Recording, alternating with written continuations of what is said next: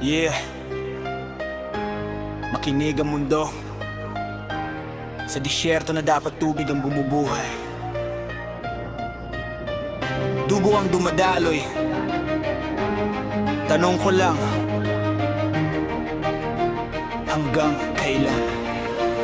Sa buhangin ng disyerto, araw ay naglalagablab. Lupa'y tigang ngunit dugo ang siyang umaapaw. Tubig ang kailangan para sa lupang naghihingalo. Pero bala ang ulan ng mga taong walang konsensya. Tulo mga lider na nahumaling sa trono ng kapangyarihan. Bulag sa sigaw ng mga inang nawalan ng tahanan. Gold, oil, power, yan ang kanilang relihiyon. Habang ang masa ay biktima ng kanilang ambisyon. Mga sundalo'y buon sa chess ng politika. Sacrifice ang buhay para sa profit ng republika. Mga batay lumalaki sa ingay na misilag baril. Habang ang mundo'y tahimik parang bulag at pilit na pipe. History repeating parang supang walang katapusan. Every generation may bagong digma. Ang kinakaharap na pasang sa bawat pagsabog. Pangarap ang nadudurog sa bawat putok ng baril. Pag-asa'y unti-unting nauubos. Kailan titigil ang girian? Kailan matatapos? Ang mundo'y sugatan ng sangkatauhan ay pagod.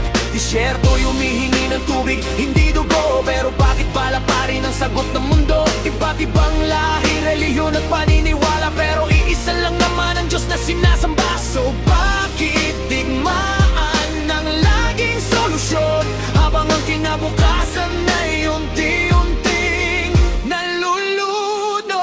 Politika'y parang laro ng mga makapangyarihan. Habang ang mahihirap ang tunay na nasasaktan. Borders drawn by greed, not by compassion. World leaders acting like war is fashion. Mga bansa'y naglalaban sa pangalan ng prinsipyo. Pero ang totoo'y kontrol sa ekonomiya at teritoryo. Sa podium sila'y parang santo kung magsalita. Pero sa likod ng kortina'y kontrata ng kamatayan ng tinta. Mga drone sa langit, parang ibong mandaragit. Naghahanap ng target kahit batay nadadamay sa galit. Collateral damage, yan ang tawag sa kanilang krimen. Para sa pamilya ng biktima, buhay ang kanilang kinuhuhat winasak din. Media flashing headlines of destruction. Pero wala pa rin tunay na reconstruction. Peace talks pero balak pa rin ng wika. Diploma siya'y nalunod sa dagat ng politika. Kailan titigil ang girian? Kailan matatapos?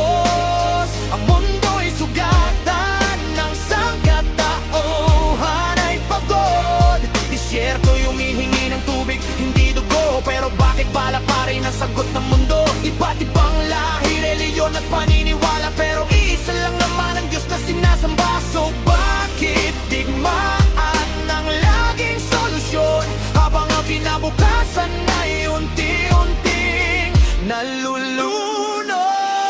Paano na ang susunod na henerasyon? Kung ang pamanay abo, luha at eksplosyon, paano sila babangon sa mundong wasak? Kung ang aral ng nakaraan ay hindi natututo ang utak. Faith divided by doctrine and tradition. Pero pareho lang ang hangad, salvation. Bible, Quran, Torah, iba man ang pahina. Pero ang mensahe, pag-ibig, hindi digmaan sa kapwa. Bakit hindi rosaryo ang gawing bala? At dasal ang ihagis sa halip na granada. Imagine a world where prayer is the ammunition. Ang kapatawaran ng tunay na definition ng mission. Hindi kulay ng balat ang dapat na labanan. Hindi relihiyon ang dapat paggawayan. Kung ang Diyos ay pag-ibig ang turo sa sanlibutan, bakit galit pa rin ang naghahari sa karamihan? Is this the end? Is the world collapsing? Or are we just blind while destruction is happening? Mga bituin sa langit parang tahimik na saksit sa kabaliwan ng mundong nalulung sa puot at galit.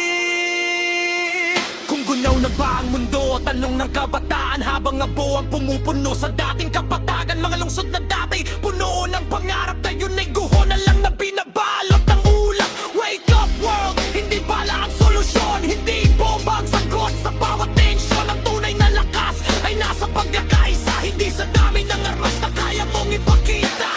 History will judge kung sino ang may sala, kung sino ang nagutos at sino ang nagdurusa. Pero habang may hininga pa ang sangkatauhan, may pag-asa pang mabago ang direksyon ng bayan.